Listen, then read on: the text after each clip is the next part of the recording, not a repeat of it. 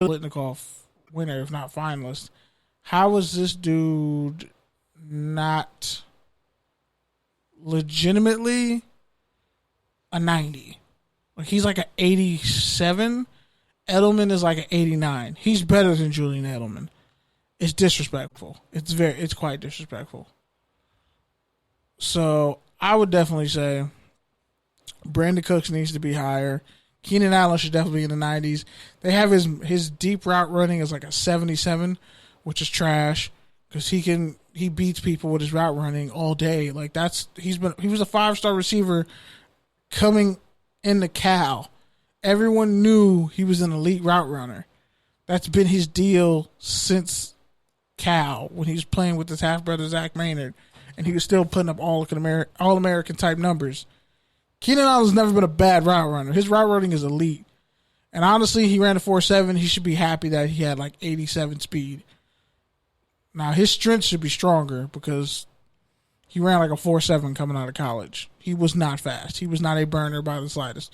But he has game speed. So I give him an 88. I even give him an 89. I'm not giving him a 90.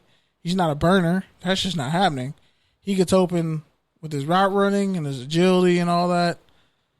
So I honestly would say they did him dirty as far as those things go.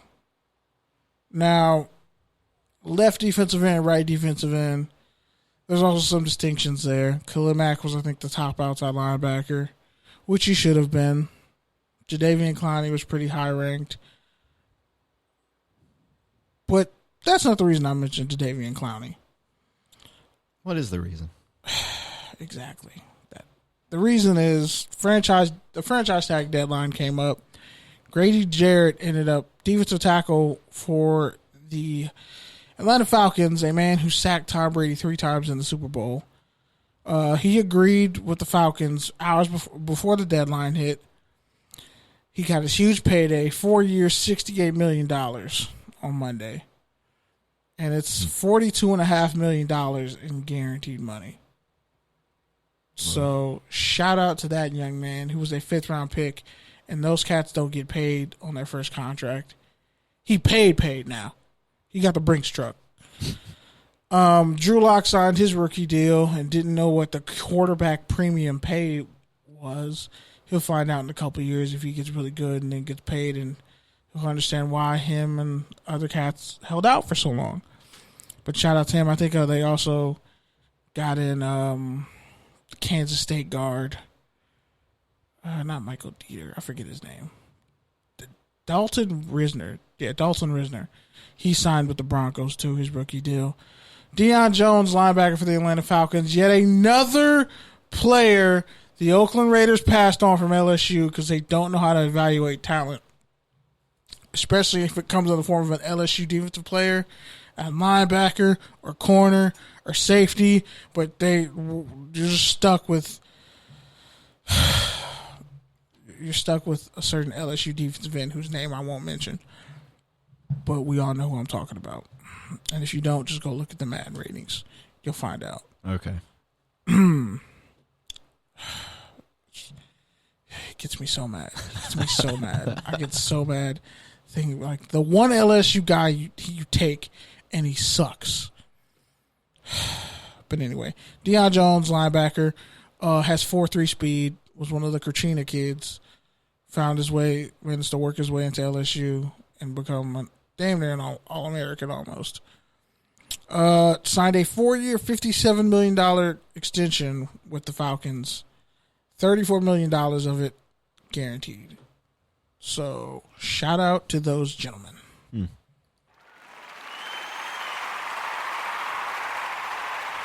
And because I finally have the time to do it, I'm just going to press all the buttons on the soundboard to see which sound effects I like. I like that. That was refreshing.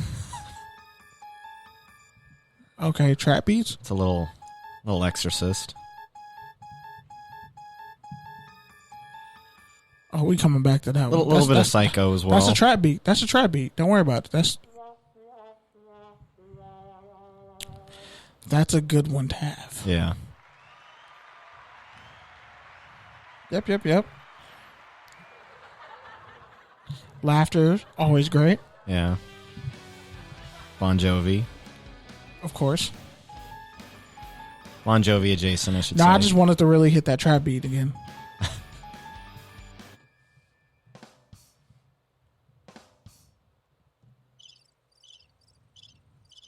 That's pretty much everybody listening to us right now who's like, this, where the fuck is Pete? Why is Kenny doing this on the soundboards? Why are you being such a child?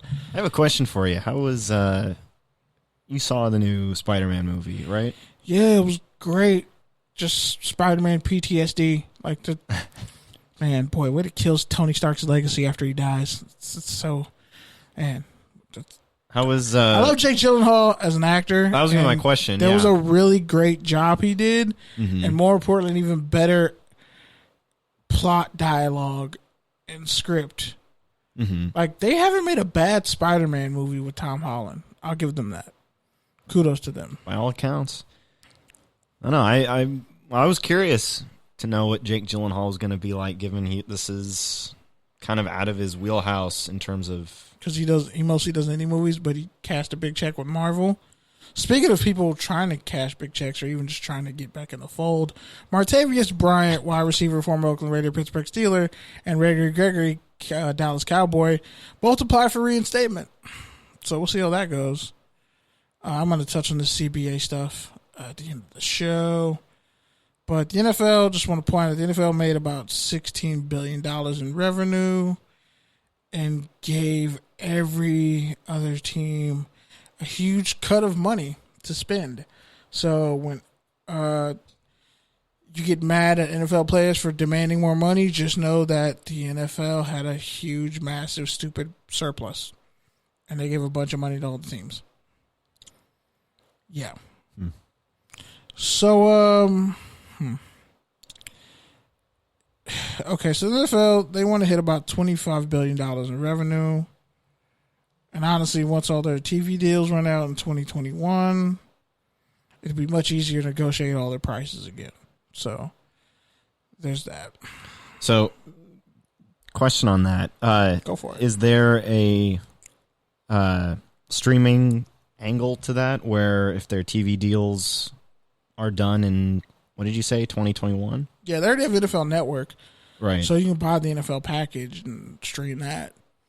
But for when they go back to negotiate for TV deals, they're going to have even more leeway, more headway. Like, fam, look how much money. Like, the NFL is as popular as ever. I hate to say it. It's as popular as ever. Right. Now, in the CBA, the collective bargaining agreement, the owners get 52% of all football-related income, and the players only get 48%. That's the deal they've been playing under since I graduated high school. Wow. I graduated in 2010, but that deal's been in place since 2011. Well, when it's that kind of even keel, I don't even know where.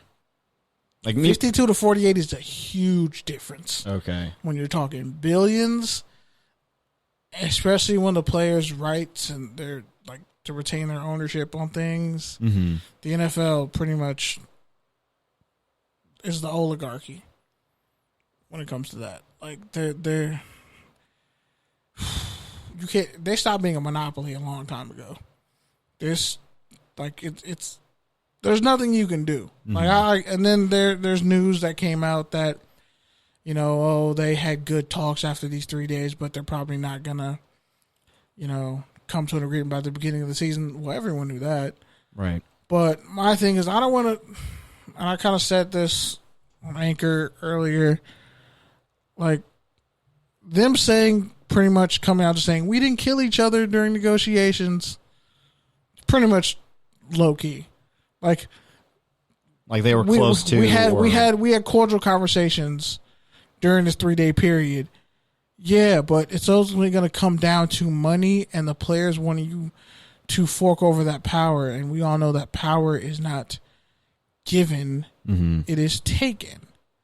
So that's going to be interesting in itself. But let's get to good old fashioned. One of my favorite games, segments.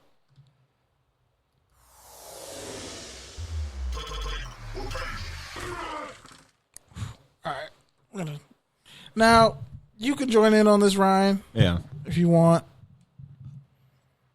Mostly you're probably going to have tangents because I know you're not really a football guy, but it's okay. Mm-hmm. So Ryan Leaf was hired as ESPN college football analyst. He was a former bust. He's had a bunch of arrests, drug issues, alcoholism issues, all that. Finally gets a job, ESPN. Now, me personally, I think, man, like,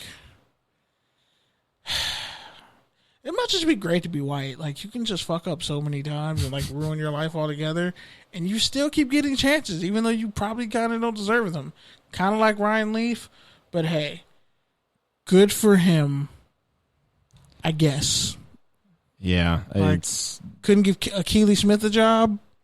Like, since we're just giving out bust jobs or bad yet, I don't know. Like, give one to one of these retired backup quarterbacks. Like, if there's any of the, I wouldn't say handful, but the slight multitude of things I've ever learned about football in my life is that, there's sort of the culture around who's moving along the discussion itself, i.e. coaches, i.e.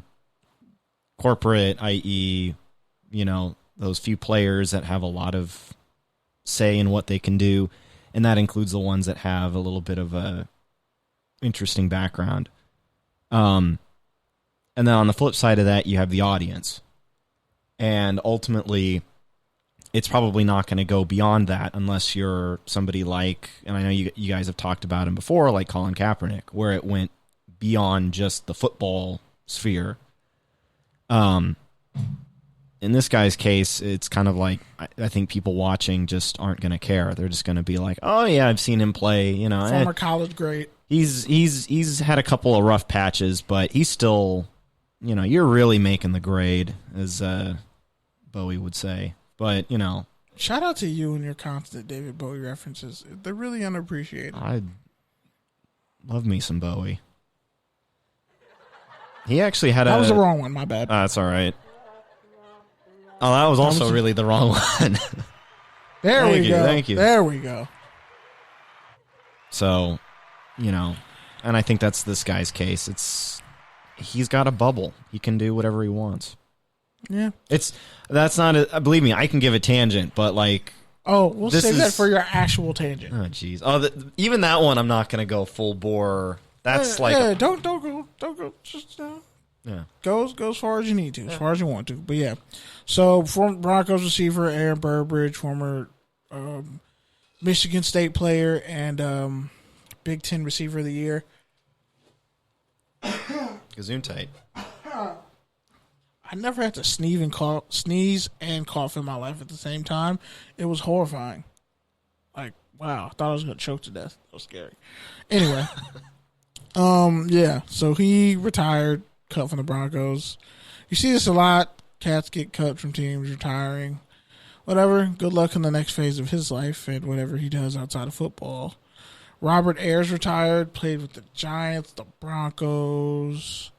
I want to say the Buccaneers at one point. I think he had like 50. I think he's had like 50 sacks in his career. First round pick out of Tennessee so many years ago. He had a niche for himself, so good for him. And he got paid.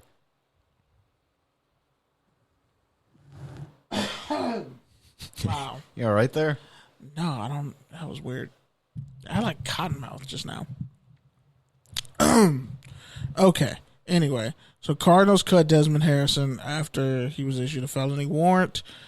He allegedly, or at least what it says, choked, beat up a female. I think he's facing like 8 more minor counts of battery. Mm-hmm. Yeah. My take, this dude's been a problem since he came. He's been a problem for years. Like, coming out of Texas before he got drafted, everybody was like, he's going to be a headache. He can keep his head on straight. He has this otherworldly athleticism. He started 8 games for the Browns. Damn, this is annoying now. I think somebody put a hex on me. This is ridiculous.